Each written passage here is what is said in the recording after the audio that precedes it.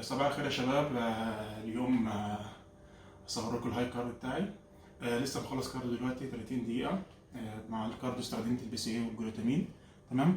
ناس كتير بتسألني وانا بصور الريفرنس والماتادور على طول في الستور عندي وانا بنزله. وناس كتير بتسألني يا حسن ايه المنتجين اللي انت بتصورهم مع الاكل دول.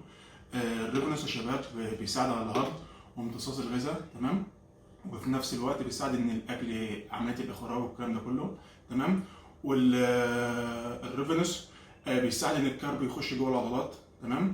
فعشان اليوم هاي كارب فبحاول مثلا مع الوجبات اللي فيها كارب باخد حبايه لحبايتين مع كل وجبه. تمام. الحبايه بتدخل من 40 ل 60 جرام كارب، ففي نفس الوقت مفيش كارب معانا تحول اللي فات. تمام. اللي اول وجبه النهارده 10 بيض بيض وبيضتين كاملين و80 جرام شوفان وتفاحية. بس الجوع بقى انا اكلت التفاحة بسرعة.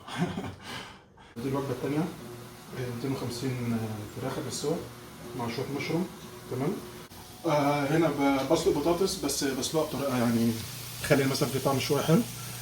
بسلقها وبحط فيها شوية مية وبحط عليها شوية صوص بندورة. تمام. او صوص الطماطم يعني حشية بندورة. دي الوجبة التانية 250 فراخ قبل السوا و300 بطاطس برضه قبل السوا. بعد الوجبة التانية باخد المالتي فيتامين. تمام. ممكن تستخدم شركة ايديا او اي شركة موجودة عندك. كتكة. تمام. حمايات للكبد وفيها حمايات للقلب. تمام. فيها كيوتين وحمايات للقلب حاجات للكلى ممتازه. لازم تاخد طبعا حمايات للكبد والكلى والمالتي فيتامين سي. خلصنا حلاقه بقالنا فتره ما حلقناش، ظبطنا الدنيا كده نكمل يومنا بقى. طبعا اليوم الهاي كارب 2 دونات مع 50 جرام بروتين شيك ده قبل التمرين. طبعا الهاي كارب مع كريس ممكن يختلف، بس ممكن يبقى هاي كارب نضيف من غير اي سكريات. وفي ايام لما اكون جايب التارجت وناشف زياده عن اللازم او بدات اقطع عضلات فممكن يديني سكريات ويديني مثلا تشيت ميل في نفس اليوم. فالحمد لله انا النهارده واصل لمرحله كويسه، فهو مدلعني. فان شاء الله حتى بعد التمرين في سوشي، ان شاء الله هصوركم بعد التمرين.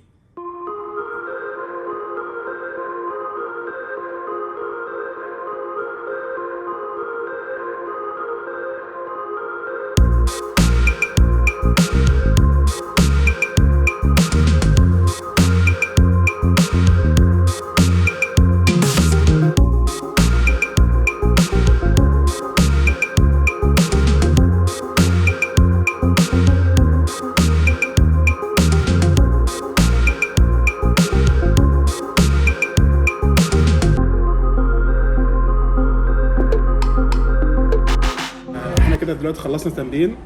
ده الوجبه الرابعه بتاعتي. طبعا وجبه مفتوحه سوشي.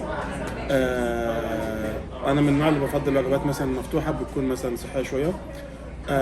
في الوقت الحقيقي احنا عشان خدنا بالتمرين دونات وبتاع دونات، فالوجبه اللي بعد التمرين هتبقى سوشي. في ناس بتحب تفتح برجر، وكل واحد جسمه مختلف وكل واحد في المرحله اللي فيها تختلف. ففي ايام لما اكون فلات كتير او ممكن نفتح برجر، بس انا في الوقت الحالي يعني كويس، ففي نفس الوقت تبقى هاي كارب وفي نفس الوقت صحي. فانا من النوع اللي بحب افضل السوشي يعني.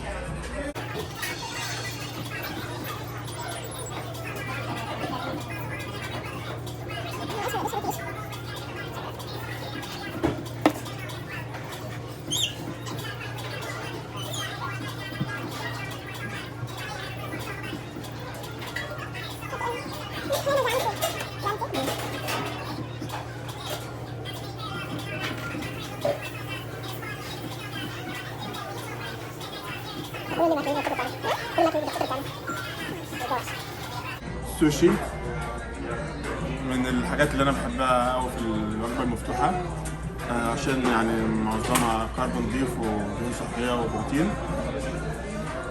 ان شاء الله اصور لكم الوجبه الخامسه، بس استمتع انا دلوقتي بالسوشي.